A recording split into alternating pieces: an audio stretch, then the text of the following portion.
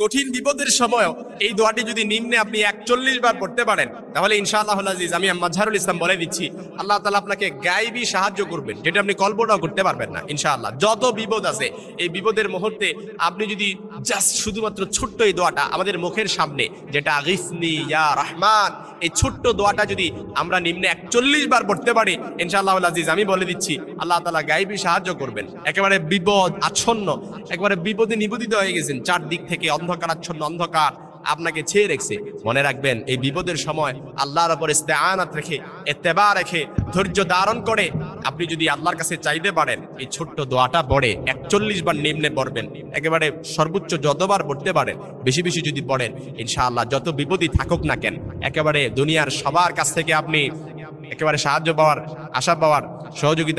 সহযোগিতা পাওয়ার আশা ছেড়ে দিয়েছেন, কিন্তু আল্লাহর কাছে পাওয়ার আশা আপনি ছাড়েন নাই। আল্লাহর উপরে ইত্তেবা রেখে, তাওয়াক্কুল রেখে আপনি যদি কন্টিনিউ নিম্নে 41 বার পড়তে পারেন, ইনশাআল্লাহুল আজিজ আমি বলে দিচ্ছি আল্লাহ তাআলা গায়বী সাহায্য করবেন। বিশেষ করে আমার জীবনের এরকম বহু ঘটনা আছে যে আমি আল্লাহ তাআলার কাছে দোয়া করার সময় আমার মনের ভেতরে কেন জানি আমি যখন কোনো দোয়া করি, আমি আল্লাহ তাআলার কাছে দোয়া করার সময় এটা মাথার মধ্যে চিন্তা রেখে দোয়া করি, ইনশাআল্লাহুল আজিজ আমার দোয়াটা আল্লাহ তাআলা অবশ্যই কবুল করবেন। কেন জানি আমার মনে হয়, আমি যখন দোয়া করি আমার কাছে মনে হয় যে আল্লাহ তাআলা আমার দোয়াটা, আমি যখন দোয়াটা যেই জন্য করছি অবশ্যই আল্লাহ তাআলা আমার দোয়াটা অলরেডি কবুল করে দিয়েছেন। আমার কাছে এটা অলরেডি মনে হয়। এই জন্য কেউ যখন দোয়া করে তার ভেতরে যদি থাকে যে আল্লাহ তাআলা অবশ্যই আমার দোয়াটা কবুল করবে, শায়খ নবীজি সাল্লাল্লাহু আলাইহি সাল্লাম বলেছেন দোয়া কবুল হওয়ার প্রাথমিক আলামত এবং শর্তই হচ্ছে বান্দা যখন দোয়া করে তার মনের ভেতর এই ইত্তেবা রাখবে, এই তাওয়াক্কুল রাখবে যে আমার দোয়াটা অবশ্যই আল্লাহ তাআলা কবুল করবে। আর আপনি যখন দোয়া করেন আপনার ভেতরে যদি এটা চিন্তাধারা থাকে, এই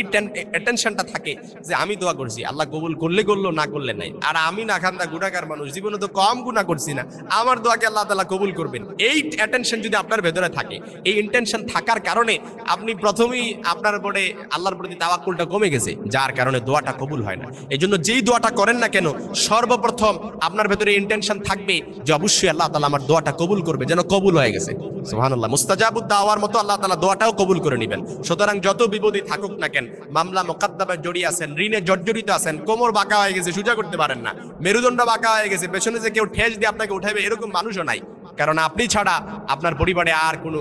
অভিভাবক কেউ নাই। মনে রাখবেন, কেউ অভিভাবক না থাকলেও আল্লাহকে অভিভাবক মেনে বিপদের সময়, কঠিন মুহূর্তে আপনি যদি আগিসনি ইয়া রহমান এই দোয়াটা 41 বার পড়তে পারেন, ইনশাআল্লাহুল আজিজ ঋণে জর্জরিত আছেন ঋণ মুক্ত করে দিবেন, বিপদে জর্জরিত আছেন বিপদ মুক্ত করে দিবেন, অভাব অনটন সব কিছু আপনাকে ছেয়ে ফেলেছে, কষ্টে হতাশায় দুঃখ কষ্টে এমন ভাবে জীবন নিবেদিত হয়ে গেছে, এই দুঃখ কষ্ট লজ্জায় কারো কাছে বলতে পারেন না। এরকম সুন্দর সুন্দর ভিডিও পেতে আমাদের পেজের সাথে থাকবেন, ভিডিওটা সবাই শেয়ার করে দিবেন।